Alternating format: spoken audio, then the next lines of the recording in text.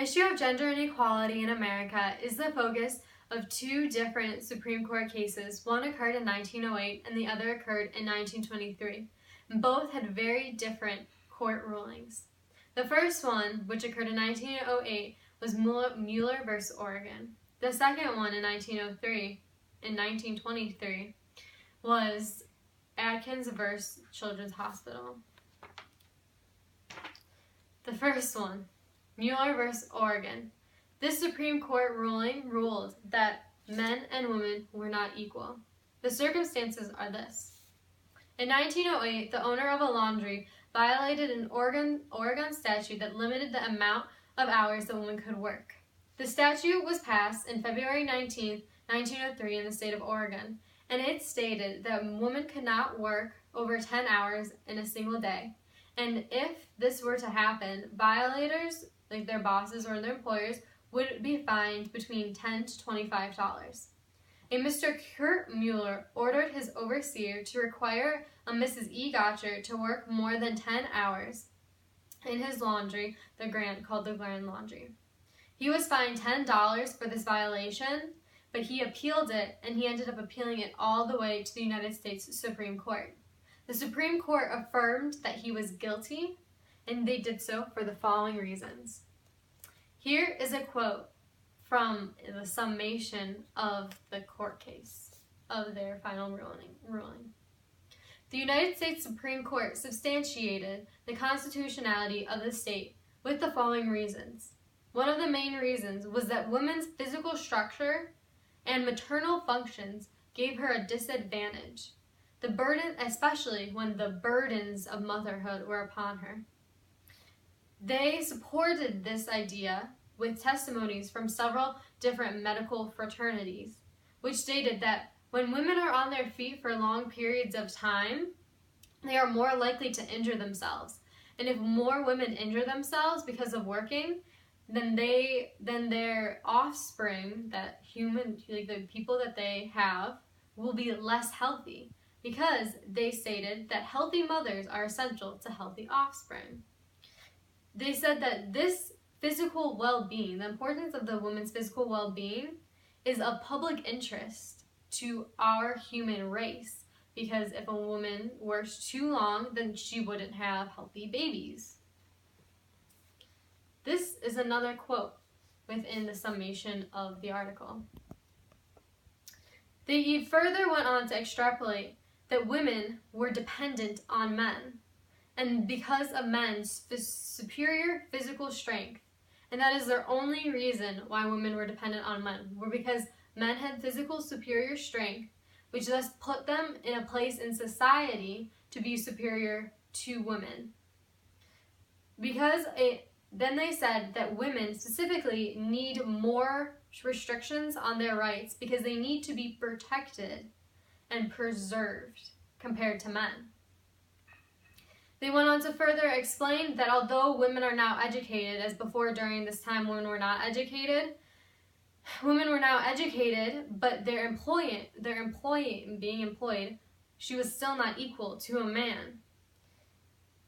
Thus, she does not gain full assertion of her rights, and no woman has a fullness of her rights due to her disposition of physically being a woman and her habits of life of being able to bear a child.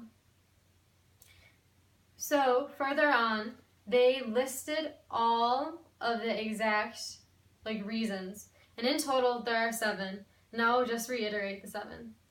First, body structure was one of their main ideas. Second, functions in society. 3, physical strength. 4, the capacity for long continued labor. 5, influence of health on the vigor of race. 6, self-reliance enabling them full rights. And finally, 7, capacity for gaining enough money to live on. These were all of their total reasons why men and women were different and why women would not be able to work 10 hours or more than 10 hours. And thus the decision was upheld by the federal constitution, and the man, Mr. Kurt Muller, had to pay his fine. Then in 1923, things changed. This was 15 years after the Muller case and 3 years after the 19th Amendment passed, allowing women to vote. In this one, it said that men and women were equal. It was called the case of Adkins versus Children's Hospital, and it was focused on the inequalities between the sexes. It was focused on the inequality of the fixed minimum wage for women workers in Washington, D.C. The Supreme Court Justice George Sutherland spoke for the court majority and invalidated this regulation of the minimum wage in Washington, D.C. This case stated that the inequalities that were present in the Muller case between the sexes were rapidly disappearing. Continuously throughout this court case, they referenced the Muller court case 15 years before. They said the reasons in the Muller case that men and women were different were ancient and antiquated, and these inequalities, except for the physical beings, because they still admitted that men and women are different physically, are diminishing, and that great changes have occurred in the past 15 years. Here is a quote from their court case, this court case. They continued to say that the differences stated in Muller versus Oregon were gone, and especially with the passing of the 19th Amendment, the relationships between men and women were becoming more equal and the inequalities were further fading. They said that women were free from the old doctrine of special protection or restraint in her employment relationships. The reasoning for this output, they further went on to say, was that the present-day trend of legislation and common thought would be ignored if women had a different minimum wage than men. And then they further went on to state that this ruling applies to both men and women employers on how they treat women. So obviously, within those 15 years, a lot had changed. But what is it like today? Today, women working full-time are paid 79% of what men are paid. That is a gap of 21%. And yes, there is a difference from the 1970s, and we have been making great changes from the time of these court cases that I previously mentioned, but it's still not equal. In Washington, D.C., they have the smallest pay gap of 90%. And in Louisiana, it is the largest, with 65%. Our own state of Ohio has the 33rd largest pay gap between men and women in the 50 states, at 78%. Interestingly enough, the pay gap is worse for women of color in relation to non-Hispanic or Asian women. And also, the pay gap grows as we age. So when you are 19 or 18 years old, the pay gap is only 91% between males and females. But by the time you get to reach 75 years, it's 79%, which means that nowhere and for no one, no gender, both men and women, it will never be, it's not equal right now.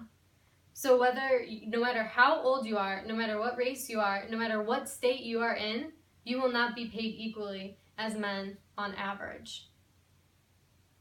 It's time for a change, because at the current rate, although yes, we're making slow progress, the thing is that the gap won't close for another 100 years before we are finally paid equally.